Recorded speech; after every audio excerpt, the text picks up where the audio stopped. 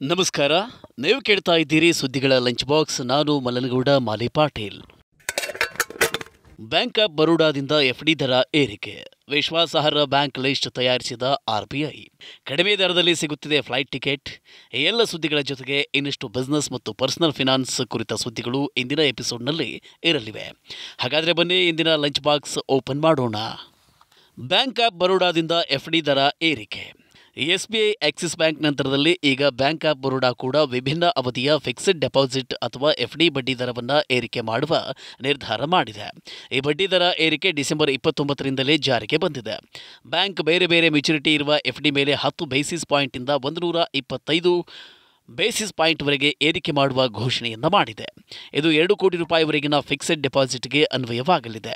ಇದರಿಂದ ಸಣ್ಣ ಮೊತ್ತದ ಹೂಡಿಕೆ ಮಾಡುವವರಿಗೆ ಅನುಕೂಲ ಆಗಲಿದೆ.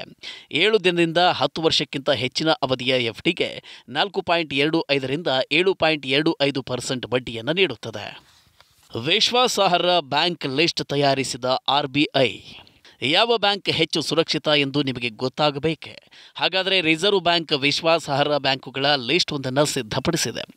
ಎಸ್ಬಿಐ, ಎಚ್ಡಿಎಫ್ಸಿ ಬ್ಯಾಂಕ್ ಹಾಗೂ ಐಸಿಐಸಿಐ ಬ್ಯಾಂಕ್ ದೇಶೀಯ ಮಟ್ಟದಲ್ಲಿ ಫಿನಾನ್ಷಿಯಲ್ ಸಿಸ್ಟಮ್ನಲ್ಲಿ ಅತ್ಯಂತ ಮಹತ್ವಪೂರ್ಣ ಬ್ಯಾಂಕ್ ಆಗಿ ಹೊರಹೊಮ್ಮಿದೆ.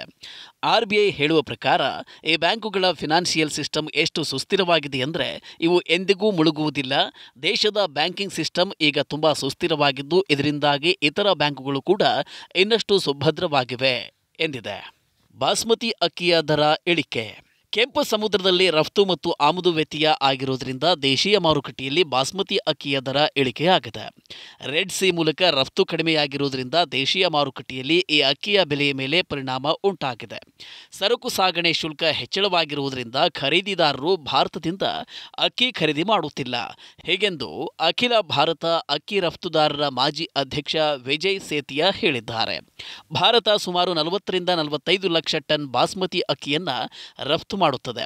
ಗಲ್ಫ್ ದೇಶಗಳು ಭಾರತೀಯ ಬಾಸ್ಮತಿ ಅಕ್ಕಿಯನ್ನು ಹೆಚ್ಚಾಗಿ ಆಮದು ಮಾಡಿಕೊಳ್ಳುತ್ತವೆ.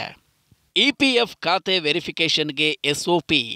ದೇಶದಲ್ಲಿ ವಂಚನೆಯ ಪ್ರಕರಣಗಳು ಹೆಚ್ಚುತ್ತಿರುವುದರಿಂದ ಇಪಿಎಫ್ಒ ಅಂದರೆ ಉದ್ಯೋಗಿ ಭವಿಷ್ಯ ನಿಧಿ ಸಂಸ್ಥೆ ಕೂಡ ತನ್ನ ಸದಸ್ಯರನ್ನ ವಂಚನೆಯಿಂದ ರಕ್ಷಿಸುವುದಕ್ಕೆ ಹೊಸ ಎಸ್ಒಪಿಯನ್ನು ಜಾರಿಗೆ ತಂದಿದೆ.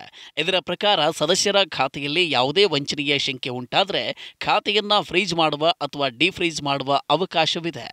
ಫ್ರೀಜ್ ಆಗಿರುವ ಖಾತೆಯನ್ನು ಮತ್ತೆ ಸಕ್ರಿಯಗೊಳಿಸುವುದಕ್ಕೆ 30 ದಿನಗಳ ಅವಕಾಶವನ್ನು ನೀಡಲಾಗುತ್ತೆ. ಖಾತೆಯಲ್ಲಿರುವ ಹಣವನ್ನು ಸುರಕ್ಷಿತವಾಗಿಟ್ಟುಕೊಳ್ಳುವುದಕ್ಕೆ ಈ ಅವಧಿಯಲ್ಲಿ 14 ದಿನಗಳವರೆಗೂ ವಿಸ್ತರಿಸಬಹುದು. ವೆರಿಫಿಕೇಷನ್ ಮಾಡಿಸಿಕೊಳ್ಳುವುದಕ್ಕೆ ಮೆಂಬರ್ ಐಡಿ ಅಥವಾ ಯುಎಎನ್ ಬೇಕಾಗುತ್ತೆ. ಇಪಿಎಫ್ಒ ವಂಚನೆಯ ಅನುಮಾನ ಇರುವ ಖಾತೆಗಳಿಗೆ ವೆರಿಫಿಕೇಷನ್ ಕಡ್ಡಾಯ ಮಾಡಿದೆ. ಕಡಿಮೆ ದರದಲ್ಲಿ ಸಿಗುತ್ತಿದೆ ಫ್ಲೈಟ್ ಟಿಕೆಟ್. ವರ್ಷಾಂತ್ಯದಲ್ಲಿ ಟ್ರಿಪ್ಗೆ ಹೋಗುವ ಪ್ಲಾನ್ ಇದ್ದರೆ ಅಂಥವರಿಗೆ ಒಂದು ಖುಷಿಯ ವಿಚಾರ ಇದೆ. ಆಕಾಶ್, ಏರ್ ವಿಸ್ತಾರ ಇತ್ಯಾದಿ ಏರ್ಲೈನ್ಸ್ ಇಯರ್ ಎಂಡ್ ಸೇಲ್ನ ಹೆಸರಿನಲ್ಲಿ ಟಿಕೆಟ್ ದರದಲ್ಲಿ ರಿಯಾಯಿತಿಯನ್ನು ನೀಡುತ್ತಿವೆ. ಮುಂಬೈ ಶ್ರೀನಗರ, ಮುಂಬೈ ಗೋವಾ, ಮುಂಬೈ ಜೈಪುರ, ದೆಹಲಿ ಗೋವಾ, ದೆಹಲಿ ಕೊಚ್ಚಿ ಇತ್ಯಾದಿ ರೂಟ್ಗಳಲ್ಲಿ ನಾನ್ ಸ್ಟಾಪ್ ಫ್ಲೈಟ್ಗಳ ದರದಲ್ಲಿ ಇಳಿಕೆ ಮಾಡಿದೆ. ಮುಂಬೈನಿಂದ Delhi non stop flight ticket 31 ಡಿಸೆಂಬರ್ವರೆಗೆ 4,700ರಿಂದ 5,000 ರೂಪಾಯಿವರೆಗೆ ಇದೆ. ಹಿಂದಿನ ವರ್ಷ ಇದೇ ಅವಧಿಯಲ್ಲಿ ರೂಪಾಯಿ 14,000ದಿಂದ 27,000 ರೂಪಾಯಿವರೆಗೂ ದರ ಇತ್ತು. ದೆಹಲಿಯಿಂದ ಗೋವಾದ ನಾನ್ ಸ್ಟಾಪ್ ಫ್ಲೈಟ್ ಟಿಕೆಟ್ 8,700 ರೂಪಾಯಿ ಆಗಿದೆ. ಟಿಕೆಟ್ ದರ ಹೆಚ್ಚಳ ಮಾಡದೇ ಇರುವುದು ಮತ್ತು ಡಿಸ್ಕೌಂಟ್ ನೀಡುವುದರಿಂದಾಗಿ ವಿದೇಶಿ ಪ್ರಯಾಣ ಸಾಮಾನ್ಯವಾಗಿ ಕಡಿಮೆಯಾಗುತ್ತೆ. ಮಲೇಷ್ಯಾ, ಥಾಯ್ಲೆಂಡ್ ಹಾಗೂ ಶ್ರೀಲಂಕಾ ಇತ್ಯಾದಿ ದೇಶಕ್ಕೆ ಭಾರತೀಯರು ಉಚಿತವಾಗಿ ವೀಸಾ ಪಡೆಯಬಹುದು. ಅಫೋರ್ಡಬಲ್ ಮನೆ ಖರೀದಿ ಮಾಡುವುದು ಈಗ ಅನ್ಅಫೋರ್ಡಬಲ್. ದೇಶದ ಪ್ರಮುಖ ನಗರಗಳಲ್ಲಿ ಮನೆ ದರ ಭಾರೀ ಏರಿಕೆಯಾಗಿದೆ. ಪ್ರಾಪರ್ಟಿ ಕನ್ಸಲ್ಟೆಂಟ್ ಎನ್ರಾಗ್ ಪ್ರಕಾರ 2023ರ ಮೊದಲ 6 ತಿಂಗಳ ಅವಧಿಯಲ್ಲಿ ಭಾರತದಲ್ಲಿ ಮನೆ ದರ 15ರಿಂದ 42% ಏರಿಕೆಯಾಗಿದೆ. ಪ್ರಮುಖ 7 ನಗರಗಳ ಪೈಕಿ ಹೈದರಾಬಾದ್ನ ಲಕ್ಸುರಿ ಮನೆಯ ದರದಲ್ಲಿ ಅತ್ಯಂತ ಅಧಿಕ 42% ಏರಿಕೆಯಾಗಿದೆ. ಬೆಂಗಳೂರು ಹಾಗೂ ಮುಂಬೈ ಮಹಾನಗರಗಳಲ್ಲಿ ಲಕ್ಸುರಿ ಮನೆ ದರ ಸುಮಾರು 27% ಏರಿಕೆಯಾಗಿದೆ. ಇದರ ಜೊತೆಗೆ ದೇಶದ ಪ್ರಮುಖ 7 ನಗರಗಳಲ್ಲಿ ಮಿಡ್ ಎಂಡ್ ಪ್ರೀಮಿಯಂ ಸೆಗ್ಮೆಂಟ್ ಮನೆಯ ಮೌಲ್ಯ ಕೂಡ 18% ಏರಿಕೆಯಾಗಿದೆ. ಅಫೋರ್ಡಬಲ್ ಹೌಸ್ ದರ ಕೂಡ 15% ಏರಿಕೆಯಾಗಿದೆ. ಹಣದುಬ್ಬರ ನಿಯಂತ್ರಣಕ್ಕೆ ಕೇಂದ್ರ ಸರ್ಕಾರದ ಪ್ರಯತ್ನ.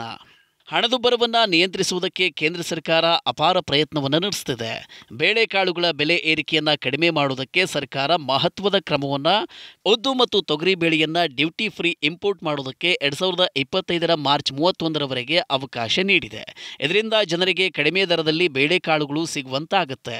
ಡಿಜಿಎಫ್ಟಿ ಇದಕ್ಕೆ ಸಂಬಂಧಿಸಿದಂತೆ ನೋಟಿಫಿಕೇಶನ್ ಪ್ರಕಟಿಸಿದೆ. ಎಲ್ಲಕ್ಕಿಂತ ಮುಖ್ಯವಾಗಿ ನವೆಂಬರ್ ತಿಂಗಳಲ್ಲಿ ಚಿಲ್ಲರೆ ಹಣದುಬ್ಬರ ಏರಿಕೆಯಾಗಿದ್ದು, ಇದಕ್ಕೆ ಬೇಳೆಕಾಳುಗಳ ಬೆಲೆ ಏರಿಕೆಯೇ ಕಾರಣ ಎನ್ನಲಾಗಿತ್ತು. ಇದರ ಜೊತೆಗೆ ಜನರಿಗೆ ಹಣದುಬ್ಬರದಿಂದ ಸ್ವಲ್ಪ ನೆಮ್ಮದಿ ನೀಡುವುದಕ್ಕಾಗಿ ಭಾರತ್ ಬ್ರ್ಯಾಂಡ್ನಲ್ಲಿ ಹಿಟ್ಟು ಮತ್ತು ಅಕ್ಕಿ ಮಾರಾಟ ಮಾಡುವುದಕ್ಕೆ ಆರಂಭ ಮಾಡಿದೆ. ಹೊಸ ತಂತ್ರಜ್ಞಾನದಿಂದ ಆದಾಯ ತೆರಿಗೆ ಇಲಾಖೆಯಲ್ಲಿ ಸಂತೋಷ. ಇನ್ನು ಇಂದಿನ ಕೊನೆಯ ಸುದ್ದಿ ತೆರಿಗೆದಾರರಿಗೆ ಸಂಬಂಧಿಸಿದ್ದು. ಆದಾಯ ತೆರಿಗೆ ಇಲಾಖೆಯು ತೆರಿಗೆ ರಿಟರ್ನ್ಸ್ನಲ್ಲಿ ದೋಷಗಳನ್ನು ಪತ್ತೆ ಮಾಡುವುದಕ್ಕೆ ಡೇಟಾ ಅನಾಲಿಟಿಕ್ಸ್ ಮತ್ತು ಸುಧಾರಿತ ತಂತ್ರಜ್ಞಾನವನ್ನು ಬಳಸುತ್ತಿದೆ. ಹೊಸ ತಂತ್ರಜ್ಞಾನವನ್ನು ಬಳಸಿಕೊಂಡು ಆದಾಯ ತೆರಿಗೆ ಇಲಾಖೆಯು ಈ ವರ್ಷದಲ್ಲಿ ಈವರೆಗೆ 36,000 ಕೋಟಿ ರೂಪಾಯಿಯನ್ನು ವಸೂಲಿ ಮಾಡಿದೆ. ಡಿಸೆಂಬರ್ 20ರವರೆಗೆ ಕಾರ್ಪೊರೇಟ್ ತೆರಿಗೆಯ ರೂಪದಲ್ಲಿ 27,000 ಕೋಟಿ ರೂಪಾಯಿಯನ್ನು ಸಂಗ್ರಹಿಸಿದೆ. ಇನ್ನು 9,000 ಕೋಟಿ ರೂಪಾಯಿ ವೈಯಕ್ತಿಕ ಆದಾಯ ತೆರಿಗೆಯಿಂದ ಬಂದಿದೆ. ರಿವೈಸ್ಡ್ ಟ್ಯಾಕ್ಸ್ ರಿಟರ್ನ್ ಫೈಲ್ ಮಾಡುವುದಕ್ಕೆ ಕೊನೆಯ ದಿನಾಂಕ ಡಿಸೆಂಬರ್ 31 ಆಗಿದೆ. ಆ ವೇಳೆಗೆ ತೆರಿಗೆ ಸಂಗ್ರಹ ಇನ್ನಷ್ಟು ಹೆಚ್ಚಳ ಆಗುವ ನಿರೀಕ್ಷೆ ಇದೆ. ಇವಿಷ್ಟು ಇಂದಿನ ಲಂಚ್ ಬಾಕ್ಸ್ ಸುದ್ದಿ. ಇನ್ನಷ್ಟು ಅಪ್ಡೇಟ್ಗಳೊಂದಿಗೆ ಮತ್ತೆ ಭೇಟಿಯಾಗೋಣ. ನಮಸ್ಕಾರ.